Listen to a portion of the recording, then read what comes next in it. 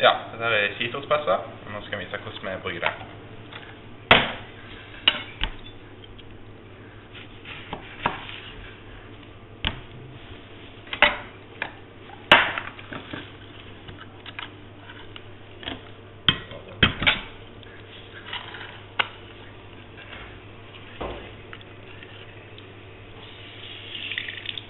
Sånn, og da kommer altså saften ut fra hele frukten.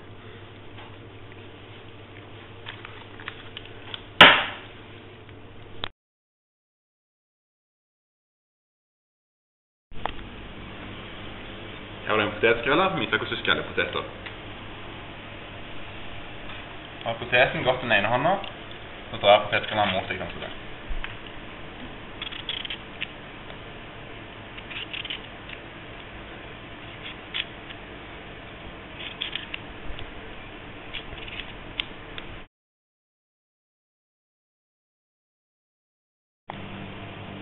Det er Rivia med 4 forskjellige funksjoner, og viser hvordan du bruker det.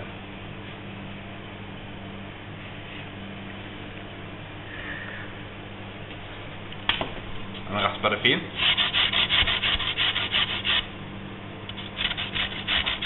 Så da er funksjoner, så jeg kan raspe litt større biter. Samt ostehevel på den ene siden.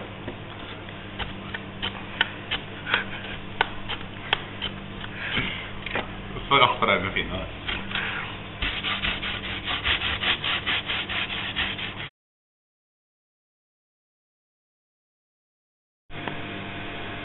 Her er en epledeler som deler eple i båter.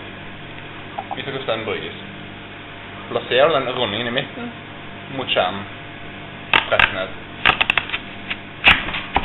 På denne måten får du skjermen ut på en ganske lett måte.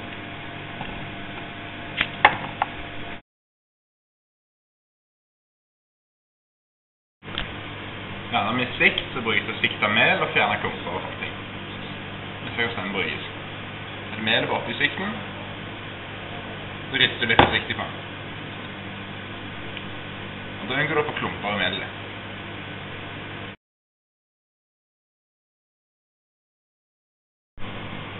Har du en visp, så brukes det visper sammen masser.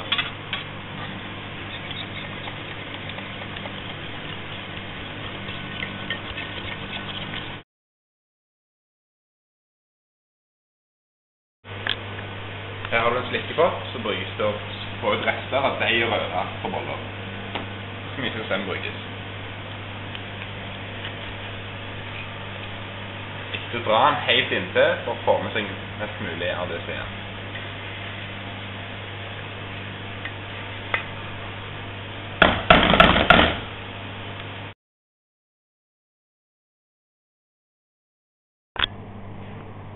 Morter så bruker jeg for andre finmalet pepper og andre krydder.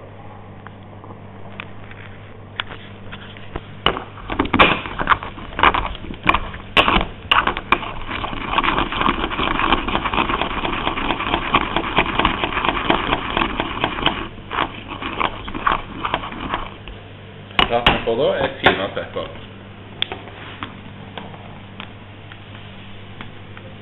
Her så er det forskjell etter det har vært en morter.